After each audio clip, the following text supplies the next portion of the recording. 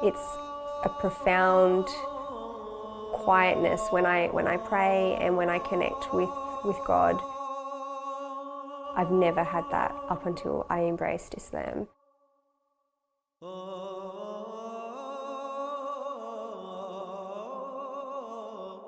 I pray 5 times a day. I fast the month of Ramadan. I'm still new to Islam. I'm working for my religion. It's my belief if I do these things, I'll go to paradise. I'll end up in heaven. I'm a proud Aboriginal Anglo-Australian Muslim woman. I'm Australian. I'm 100% true blue, white Muslim.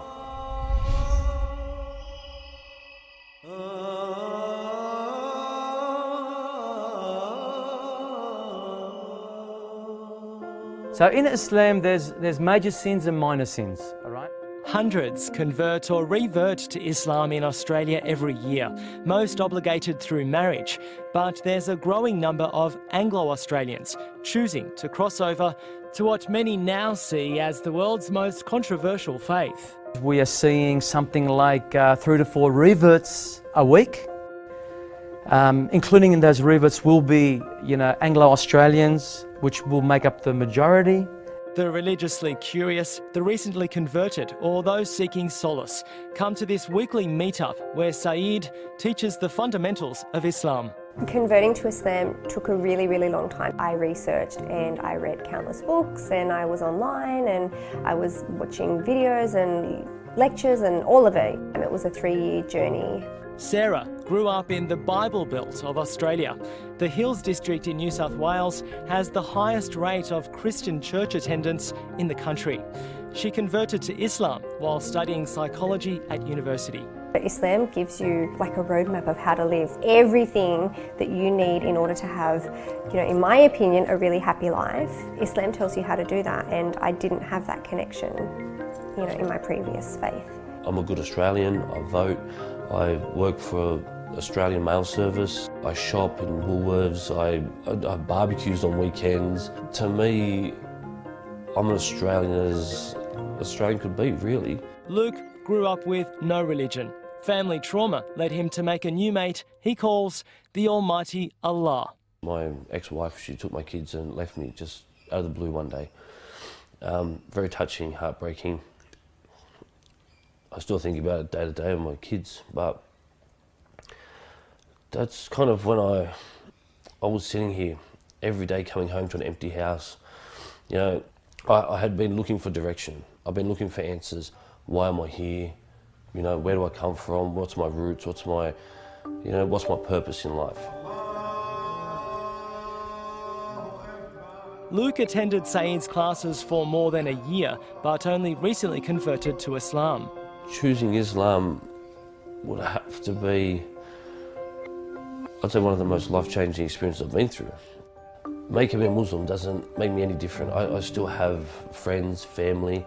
Like, a lot of times friends come to my house or I go to their house. We still have a laugh, have a chat. We still bond. Okay, I can't drink, that's okay. You can have a beer, I can sit and talk to you.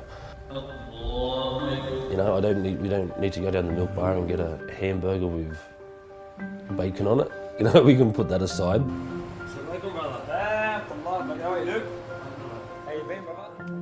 Okay, maybe it's a little bit different to most white Australians, but I've met many white Muslims. And I'm not the first, I'm not the last. Inshallah, mate. I'll see you soon. Inshallah. Thank you. My family saw that I was reading and researching Islam a lot, so it wasn't, I don't think, for them a very big shock when I came out and said, hey, Mum, Dad, I want to become Muslim.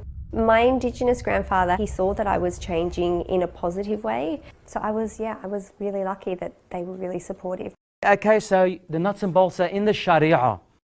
The current issues that we have today, where Muslims are in the spotlight, you got that feeling that people are looking at you differently. They're looking at you as if you're one of the enemy now. We're asking the wider community, the non-Muslims, get to know what Islam is all about. Build those bridges, remove the fear. But given militant group ISIS are beheading people in the name of Islam, Australia is on high terror alert and one terror suspect is dead. It's not surprising that some Australians are concerned. Islam is quite clear on what is acceptable and what is not acceptable. Amongst those things are like, alcohol. Alcohol is forbidden. Eating like ham, pork is forbidden. And the killing of innocent people is also forbidden. Anyone outside those parameters is acting incorrectly. It's actually as simple as that. I hear of all of the atrocities that are happening overseas and I pick up the Quran, which is my life guide. There's nothing in there about torturing people. There's nothing in there about conflict and fighting and promoting that. My way of living is the predominant way of Muslims living within our community. I think, most people are really peaceful, passive, happy families that just live their life. I think what we're being, shown in the media and abroad are the vast minority. Hadith, remember? The sayings of the Prophet Muhammad, hadith. It's not up to me to make that conversion. There's no need to try to, manipulate someone into the faith or something like that. That's all nonsense to me. I don't want to see Islam, my religion, dragged through the mud, right? Nor do I want to see my fellow Australian, right, scared of me or my wife or my children. So I'm doing this for the future.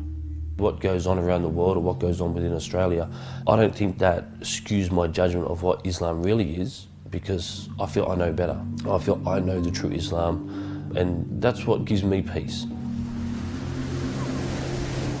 My message to Australians watching this and who are afraid of me is that we're not that different. I'm an Australian.